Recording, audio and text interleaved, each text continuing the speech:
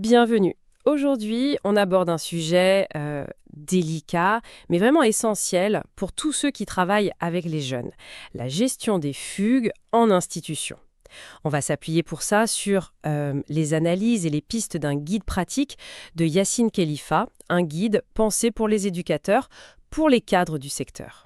Oui, un sujet complexe et souvent source de beaucoup d'angoisse. Exactement. Une fugue, c'est toujours un moment de crise, une angoisse énorme. Et les chiffres, ils parlent d'eux-mêmes, hein. En France, on estime qu'entre 35 et 60% des jeunes qui sont placés, ils fuguent au moins une fois. C'est énorme. C'est énorme. Souvent pour 24, 72 heures, parfois beaucoup plus. Et pendant ce temps, évidemment, les risques sont là, hein. L'errance, les mauvaises rencontres, toutes sortes de dangers. Notre objectif aujourd'hui, c'est pas de juger, bien sûr, mais plutôt de comprendre. Qu'est-ce qui se cache derrière ces départs? Essayer de voir la fugue pas juste comme un échec, mais comme un acte qui a un sens. Hmm. Et voir aussi comment, parfois, on peut transformer cette épreuve en quelque chose d'utile pour le jeune, un levier éducatif. Trouver du sens dans l'acte lui-même. Voilà.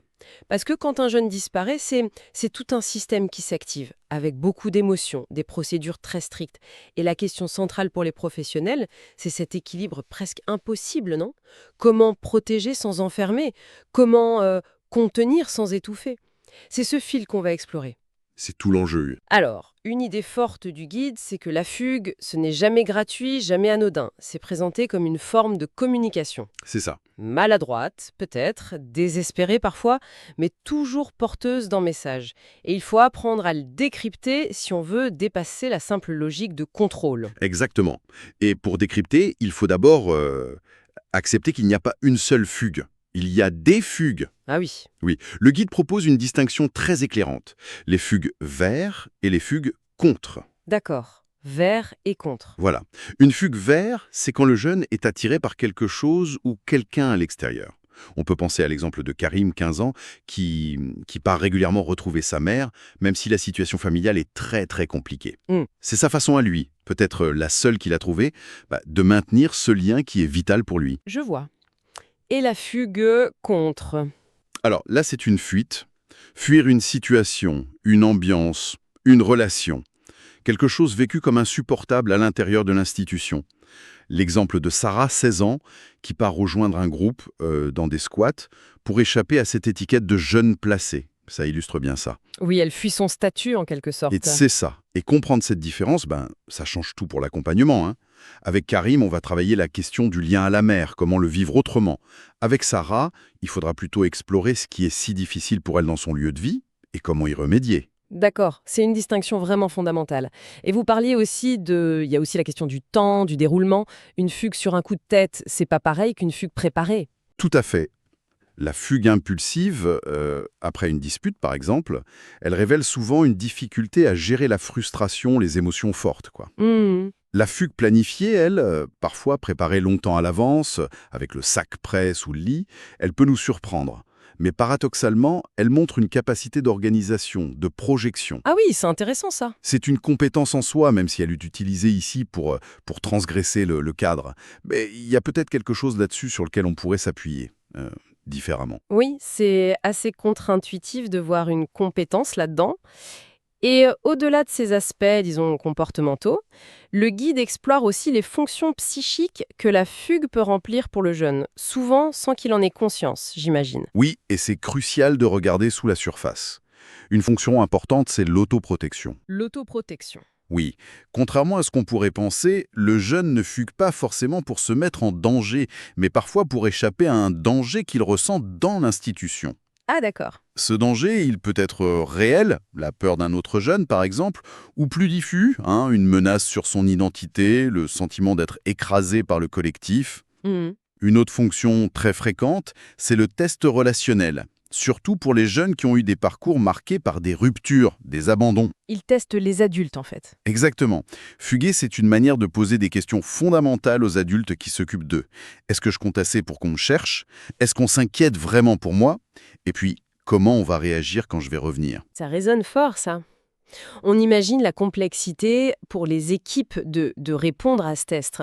Il faut montrer l'inquiétude, oui, chercher activement, mais sans surréagir, tout en maintenant un cadre qui soit ferme et bienveillant. C'est un sacré défi pour construire ou réparer la confiance. Absolument. Et enfin, une troisième fonction importante, c'est la fonction identitaire. Identitaire, ok. Oui, l'adolescence, c'est une période de construction, de questionnement. Qui suis-je? Pour un jeune placé, fuir l'institution, c'est parfois une tentative de fuir cette étiquette, ce stigmate. Oui, sortir du rôle de jeune placé. C'est ça. Revendiquer une autonomie, aller explorer d'autres facettes de soi à l'extérieur, et ce n'est pas un hasard si les fugues sont plus fréquentes au moment de transition.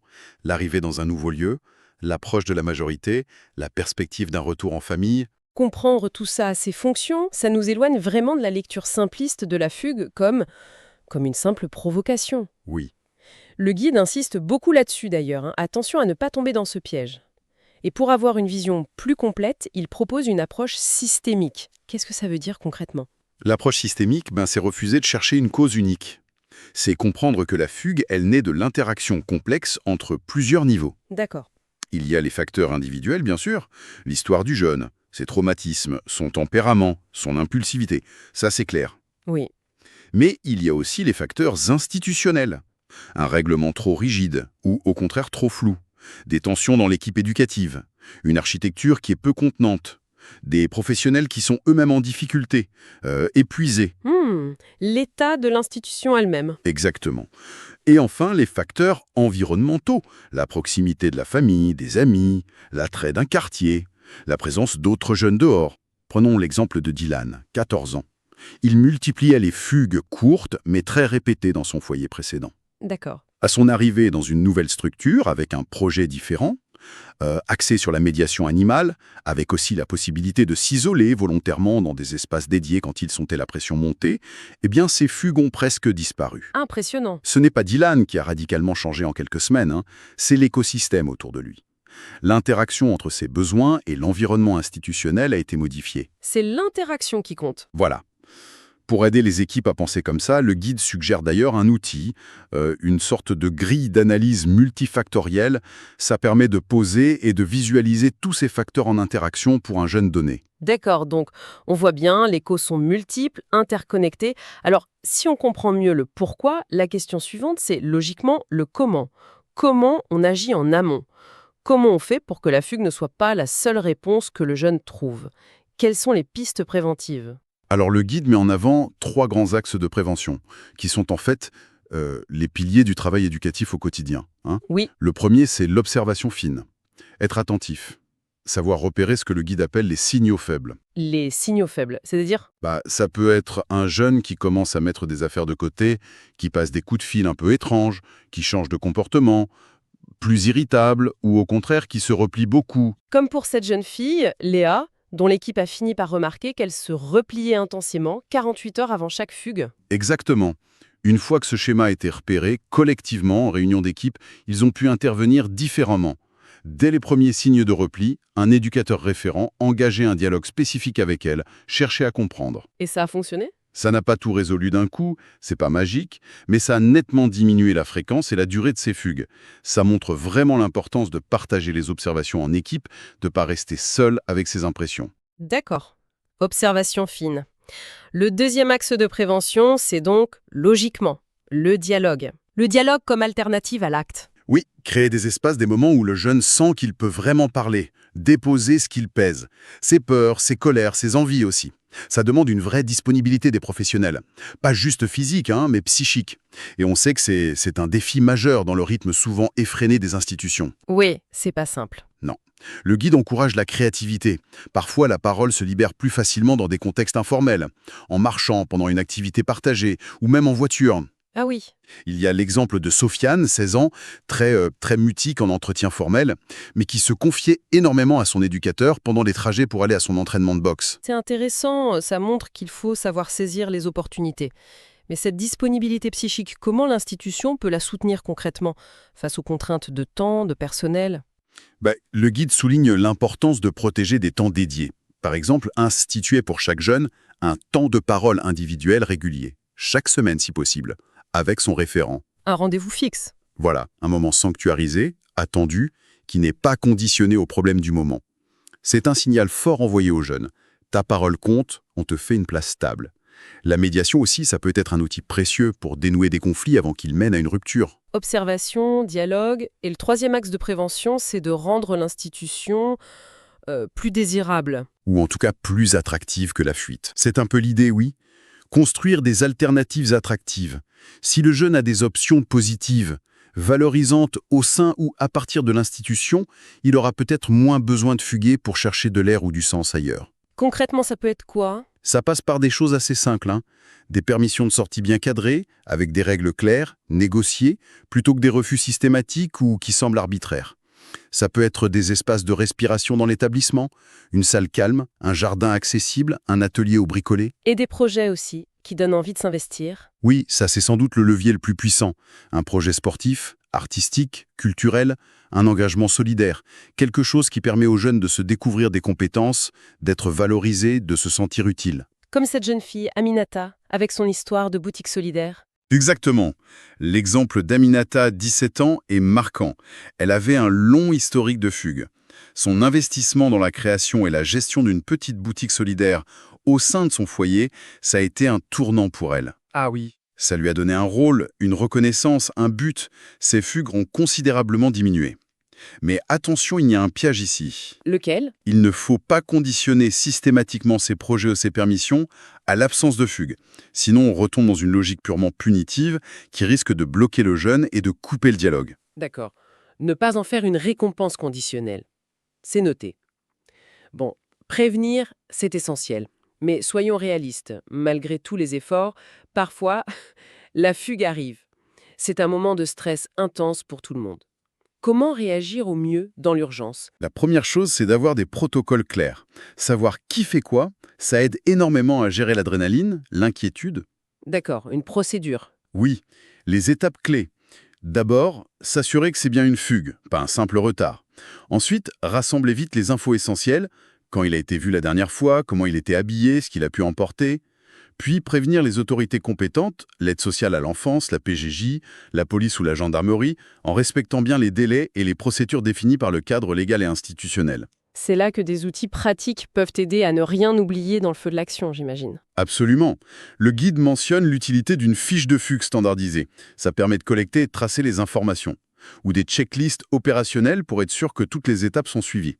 Et en parallèle des signalements officiels, il faut lancer les recherches actives. Appeler les contacts connus du jeune, vérifier les lieux qu'il fréquente habituellement. Comme ce jeune Jordan, retrouvé rapidement grâce au contact avec sa sœur. Exactement. Jordan, 15 ans, retrouvé assez vite parce que l'équipe a immédiatement contacté sa grande sœur, qui savait où il avait l'habitude d'aller quand il fuguait. Le réseau, c'est crucial. Et si la fugue dure, si les heures ou même les jours passent sans nouvelles? Ah, la gestion de la durée, c'est un autre défi. Il faut essayer de maintenir un lien avec le jeune, même s'il ne répond pas. Maintenir un lien. Comment? Lui envoyer des messages réguliers, courts, pas intrusifs, juste pour lui dire qu'on pense à lui, qu'on s'inquiète et que sa place l'attend. C'est important pour la suite, pour le retour éventuel. D'accord. Et en interne, pour l'équipe, pour les autres jeunes? En interne, il faut soutenir l'équipe. Permettre aux professionnels d'exprimer leurs propres émotions, la culpabilité, la colère, l'impuissance, la résignation parfois, pour éviter que ça ne fissure le collectif. Et il faut aussi gérer l'impact sur les autres jeunes présents. L'agitation, la fascination que ça peut exercer, le risque d'imitation, ou au contraire l'inquiétude, la culpabilité, c'est délicat. Oui, j'imagine. Le guide suggère de tenir un journal de fugue. On note toutes les actions entreprises, les contacts pris, les infos reçues. Ça aide à garder une vision claire, et c'est utile pour l'analyse après coup. Et quid des situations de fugue à répétition? Celles qui usent les équipes, qui donnent ce sentiment d'impuissance? C'est sans doute une des situations les plus difficiles, oui. Le risque, c'est la banalisation ou le découragement. Oh, c'est encore Kevin qui est parti. On baisse les bras, quoi. Voilà. Le guide encourage à ne pas baisser les bras et à analyser finement les patterns. Est-ce qu'il y a des régularités, des jours particuliers, des déclencheurs systématiques? Comprendre le scénario qui se répète, c'est la première étape pour essayer de le modifier. Parfois, ça demande d'ajuster le cadre de manière créative, voire un peu paradoxale. L'idée d'un contrat de fugue, par exemple. Un contrat de fugue, c'est-à-dire? On négocie avec le jeune, non pas l'arrêt total des fugues, ce qui serait irréaliste au début, mais des engagements minimaux. Prévenir avant de partir, donner des nouvelles, ne pas dépasser une certaine durée. C'est surprenant comme approche. Ça peut marcher, ça? Oui, l'exemple de Kevin, 16 ans, est intéressant. Il fuguait quasi tous les après-midi pour quelques heures. L'équipe épuisée a fini par négocier un compromis. Il pouvait sortir l'après-midi sans autorisation formelle, mais à condition d'être présent le matin pour ses obligations scolaires ou autres et de rentrer pour la nuit. Et ça a changé quelque chose? Ça n'a pas réglé le fond du problème immédiatement, mais ça a permis de sortir de l'escalade conflit fugue-sanction. Ça a recréé un minimum de lien, de prévisibilité. L'essentiel, c'est de ne jamais banaliser. Chaque fugue, même la 10e, dit quelque chose. Il faut rester curieux, persévérant. D'accord. Après la fugue, il y a le retour. Un moment souvent chargé d'émotions, j'imagine, contradictoire. Comment on accueille le jeune au mieux? Ah, le retour. C'est un moment absolument déterminant. Pour la suite de la relation, pour le travail éducatif, l'accueil demande une grande maîtrise émotionnelle de la part des professionnels. Maîtrise émotionnelle. Oui, il s'agit de montrer un soulagement sincère mais contenu. Une disponibilité bienveillante mais sans tomber dans les reproches immédiats ou, à l'inverse, dans une effusion qui pourrait être mal interprétée. Et la priorité absolue, c'est de répondre aux besoins primaires du jeune. Est-ce qu'il a faim, froid, besoin de se laver, de dormir? Comme pour cette jeune, Fatoumata, revenue épuisée après plusieurs jours dehors. L'équipe l'a d'abord aidée à se poser, manger, se reposer, avant même de parler de ce qui s'était passé. Voilà, exactement. L'échange sur la fugue elle-même, ça viendra plus tard, quand le jeune sera disponible pour ça. Et puis il faut aussi gérer la réaction du reste du groupe. Ah oui, les autres jeunes. Ni banaliser les actes en accueillant le jeune comme héros, ni le rejeter ou le stigmatiser. C'est un équilibre délicat à trouver collectivement. Avoir un référent retour désigné dans l'équipe peut aider à assurer une cohérence dans cet accueil. D'accord. Une fois que le jeune est reposé, que la tension est un peu retombée, vient le temps de l'analyse post-fugue. Comment on mène cet échange pour qu'il soit constructif et pas juste un interrogatoire mineur J? L'idée clé, c'est que ce ne soit surtout pas un interrogatoire ou un tribunal. C'est un temps d'élaboration, un moment pour aider le jeune et aussi l'équipe à comprendre ce qui s'est joué. Et on fait ça quand? Idéalement, 24 à 48 heures après le retour, quand les choses se sont un peu calmées. On peut utiliser des supports de médiation si la parole est difficile. Le dessin, l'écriture, un récit. L'objectif, c'est d'explorer ensemble qu'est-ce qui a déclenché le départ, quelles étaient ses attentes, comment il a vécu cette période de fugue, qu'est-ce qui a motivé son retour, est-ce qu'il aurait pu imaginer d'autres solutions que la fuite. L'exemple de Mehdi, 15 ans, qui a dessiné son parcours pendant sa fugue. Ça a révélé son ambivalence entre le désir de liberté et la peur. Ça montre bien comment ces outils peuvent aider à exprimer des choses complexes. Exactement. Et il est important aussi d'aborder la question de la désillusion. Souvent, la liberté fantasmée se heurte à une réalité bien plus dure. La faim, le froid, la peur, la solitude. En parler peut aider le jeune à intégrer cette expérience, à en tirer quelque chose. Et enfin, il y a la réintégration dans le groupe. Comment on gère ça collectivement? C'est la dernière étape clé, oui. Le retour d'un jeune après une fugue, ça a forcément un impact sur les autres. Il peut y avoir de la curiosité, parfois une admiration un peu malsaine, de la jalousie, lui, il a osé, de la colère, il nous a inquiétés, de l'inquiétude. Faut gérer toutes ces réactions. Oui, organiser un temps de parole collectif, adapté à l'âge et à la situation, ça peut être utile pour permettre à chacun de s'exprimer, pour déconstruire les représentations idéalisées de la fugue, rappeler les dangers réels. Concernant les conséquences éducatives pour le jeune qui a fugué, le guide plaide vraiment pour des sanctions nuancées, proportionnées, Qui ont du sens. qui visent à réparer le lien ou le cadre, plutôt qu'à simplement punir. Comme pour cette jeune fille, Aïcha, à qui on a demandé de préparer et de présenter au groupe sa propre analyse de sa fugue. Une démarche responsabilisante, en fait. C'est une très bonne illustration. L'idéal, si on y arrive, c'est de co-construire avec le jeune un plan de prévention personnalisé. Un plan personnalisé, hein. Oui, qu'est-ce qui, pour lui, sont les signaux d'alerte? Quelle stratégie alternative il pourrait essayer la prochaine fois qu'il sent la pression monter? Qui il pourrait solliciter dans l'équipe ou à l'extérieur? Ça le rend acteur de sa propre sécurité, de son propre parcours. D'accord. On a parcouru beaucoup de terrain, de la compréhension des causes profondes à la gestion très concrète du retour. Si on devait synthétiser, là, les messages vraiment essentiels à retenir de cette exploration. Je retiendrai d'abord que la fugue est rarement anodine. C'est un symptôme, un message. Il nous dit quelque chose d'important sur le jeune, sur l'institution ou sur l'interaction entre les deux. Un message à décoder. C'est ça. Et si on arrive à le décoder et à l'accompagner, elle peut même devenir, paradoxalement, une opportunité éducative. Ensuite, la cohérence de l'équipe est absolument fondamentale. À toutes les étapes. Oui, l'équipe soudée. La prévention basée sur l'observation, le dialogue, la création d'alternatives positives doit toujours primer sur la seule réaction ou répression. Chaque situation est unique, mérite une analyse spécifique. Le moment du retour est aussi crucial que celui du départ. Et enfin, tout ce travail se fait sur un fil, en cherchant constamment cet équilibre entre le besoin de protection et la nécessité de permettre une prise de risque éducative calculée. Et toujours en réseau, en collaboration étroite avec les autres partenaires, famille, ASE, PJG, école.